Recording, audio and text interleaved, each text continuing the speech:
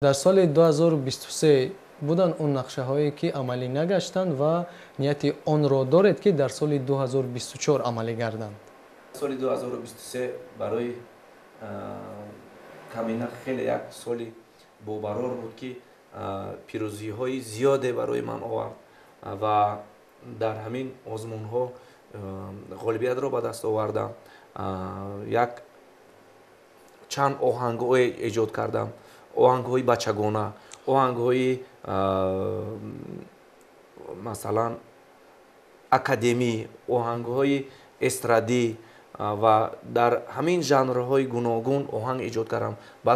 Ба сози мусиқӣ фортепиано оҳангҳо эҷод кардам ва дар чандин барномаҳои телевизионӣ, барномаҳои мусиқӣ иштирок кардам ва барои ман хеле як соли пурбарору пурфайзу пурбаракат буд. Аз ҳама муҳимаш он аст ки дар озмуни бошукӯҳи ҷумҳуриявии Тоҷикистон ватани азизи ман сазовори ҷойи аввал гаштам. Боби шумо чӣ Бону Ёсумай?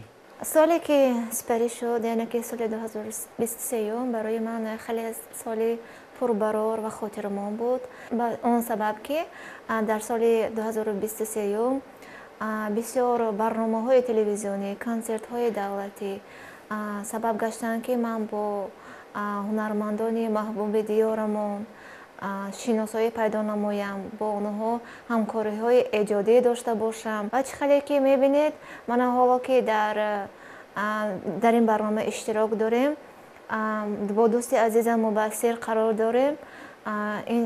ин аст масалан ҳамкориҳои эҷодӣ. Вақте ки мо ба барномаҳои телевизионӣ даъват мешавем ва нохост тасодуфӣ бо як дӯстамон вомехӯрем, аз дидани дӯстонамон хеле хушҳол мешавем ва дар ҳамон лаҳза ҳамкориҳои эҷодии мо аллакай шурӯъ мешавад ки ин бисёр лаҳзаҳои ширини ҳаёти мо ба ҳисоб меравад.